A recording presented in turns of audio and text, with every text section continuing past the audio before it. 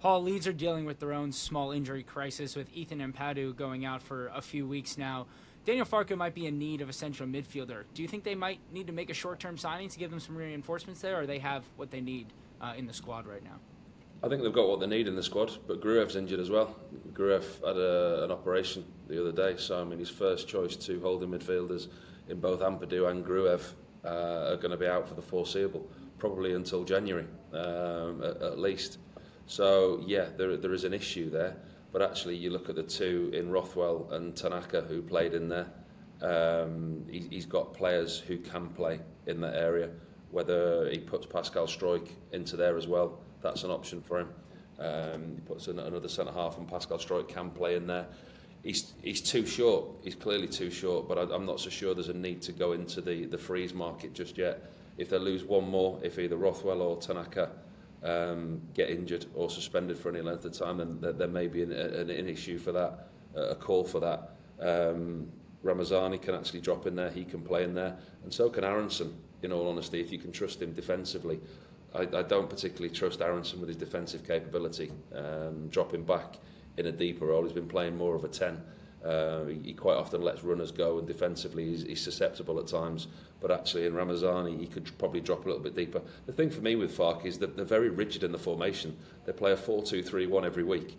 You know, it's very, very predictable in a similar way that Erik ten Hag does at Manchester United, obviously with different results. But actually they could be a little bit more fluid in the formation. He doesn't necessarily have to play with the two holding midfielders. If he only plays with the one holding midfielder, he's got Rothwell or Tanaka who can play. So his options are there. I think if he loses Rothwell or Tanaka, there's an option to go into the freeze market if there's anything there. But at the moment, I think the squad's got enough to cope until January.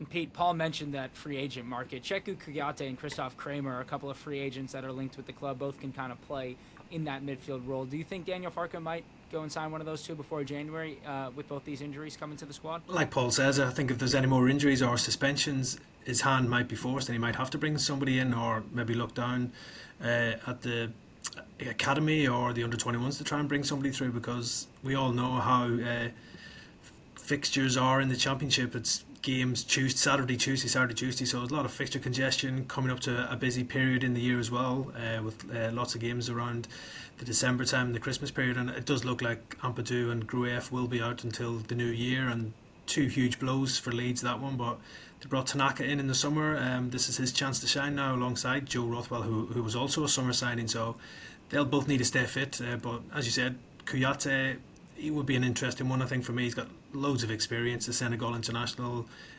from his time in the Premier League with West Ham and Crystal Palace, and also he had a short spell at Nottingham Forest as well. So if they are forced into the free agent market, I think someone like Kuyate could be a smart pickup on a short-term deal just to keep Leeds ticking over really in that midfield department.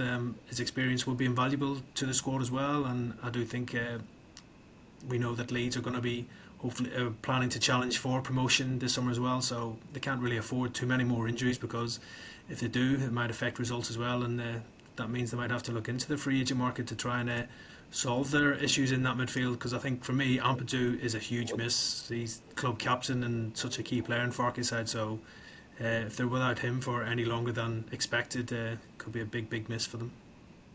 On another thing, the Charlie Crew, the youngster, they can promote Charlie Crew if needed be, if in that area. But they've also got Darko Gyabi, I don't know, I think that's how you pronounce his name, who's on loan at Plymouth.